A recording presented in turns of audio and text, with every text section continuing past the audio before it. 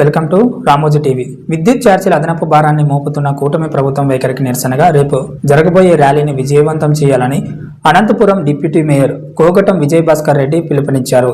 నగర పాలక సంస్థ కార్యాలయంలోని డిప్యూటీ మేయర్ ఛాంబర్లో ఆయన విలేకరుల సమావేశం నిర్వహించారు.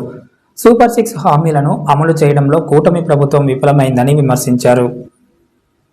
విద్యుత్ ఛార్జీల పేరుతో ప్రజలపైన అదనపు భారాన్ని మోపుతుందని ఆగ్రహం వ్యక్తం చేశారు. కూటమి ప్రభుత్వం వైఖరిని తీవ్రంగా తప్పుపడుతున్నామని కోగటం తెలిపారు. రైతులకు న్యాయం చేయడం విషయంలోనూ తెలుగుదేశం కూటమి ప్రభుత్వం విఫలమైందని తెలిపారు.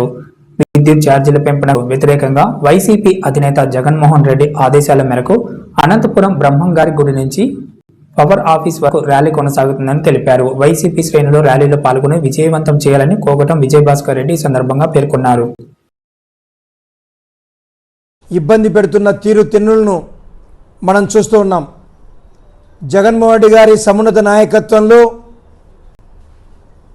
ఒక ప్రతిపక్ష పాత్రను సమర్థవంతంగా ప్రజాపక్షాన పోరాడుతూ మొన్ననే రైతులకు సంబంధించి అన్ని రకాల ప్రయోజనాలు ఒనగూర్చే ప్రయత్నంలో తెలుగుదేశం పార్టీ విఫలం చెందింది అని చెప్పి జగన్మోహన్ రెడ్డి గారు పెద్ద ఎత్తున ర్యాలీకి పిలిపివ్వడం జరిగింది.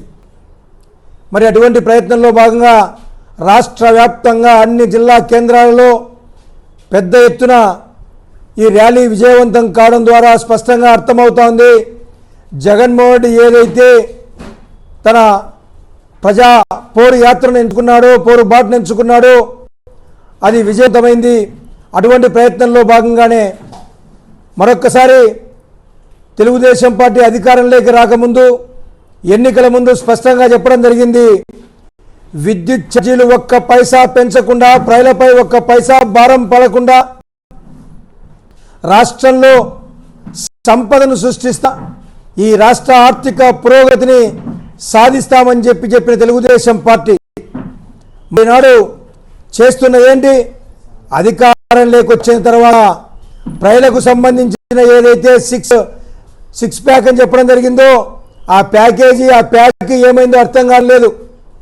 ఈరోజు రైతులకు, ప్రజలకు సంబంధించి దాదాపుగా 15,490 కోట్ల రూపాయలు భారాన్ని మోపుతున్న చంద్రబాబు నాయుడు కూటమి ప్రభుత్వ తీరుతెన్నులు మనం చూస్తూ ఉన్నాం.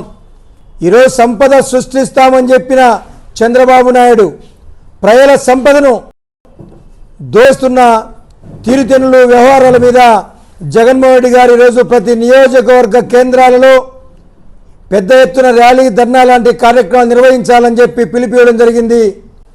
ఈ సందర్భంగా తక్షణమే తెలుగుదేశం కూటమి ప్రభుత్వం ఏదైతే ప్రజలపై మోపాలని చూస్తున్న ఈ 15,490 కోట్ల భారాన్ని ఉపసంహరించుకోవాలి, లేకపోతే పెద్ద ఎత్తున ప్రజా ఆందోళనకు శ్రీకారం చుడతామని చెప్పి తెలియజేస్తున్నాం. వైఎస్ఆర్ కాంగ్రెస్ పార్టీగా ఏమయ్యా అని మేము ప్రశ్నిస్తే మమ్మల్ని నిర్బంధించే ప్రయత్నం చేయడం జరుగుతుంది. నిర్బంధాలకు విరిసే ప్రశ్నే లేదు. నిర్బంధాలను అధిగమించి ప్రజాపక్షాన పోరాటానికి సిద్ధంగా ఉన్నాం మేము. ఈరోజు అమ్మఒడి ఏమైంది? విద్యా కానుక ఏమైంది? విద్యా దీవెన ఏమైంది? వసతి దీవెన ఏమైంది? రైతులకు సంబంధించిన ఇన్పుట్ సబ్సిడీ లేదు. రైతులు పండించిన పంటకు గిట్టుబాటు ధర లేదు. ఈరోజు చేయూత ఏమైంది? ఏమైంది? ఇలాంటి పథకాలన్నీ కూడా నిర్వీర్యం చేసి ఈ 6 మాసాల కాలంలో ఎక్కడ కూడా ప్రజలకు ఒక్క పైసా మేలు కొనగూర్చని ప్రభుత్వాన్ని మనం చూస్తున్నాం. మీరందరూ ముందుండి మన లక్ష్య సాధన కోసం ప్రజలపై భారం మోపకుండా అందరం కూడా చేయి కలుపుదాం. ప్రజలు కూడా పెద్ద సంఖ్యలో పాల్గొని ఈ కార్యక్రమంలో విజయవంతం చేయాలని చెప్పి నేను కోరుకుంటున్నా. ఏదైతే తెలుగుదేశం ప్రభుత్వం ఇదే విద్యుత్ ఇష్యూలో 100 రోజులు పెద్ద ఎత్తున ఒక ఆర్థిక అంశం మీద భారతదేశ రాజకీయ చరిత్రలో 100 రోజులు ఆందోళన కొనసాగింది అంటే అదే తెలుగుదేశం పార్టీ ఇలాంటి విద్యుత్ ఉద్యమంలోనే కొనసాగింది. మరొక్కసారి ఇది పునరావృతం కాకుండా చూసుకోవాలని చెప్పి తెలుగుదేశం పార్టీని హెచ్చరిస్తున్నాం.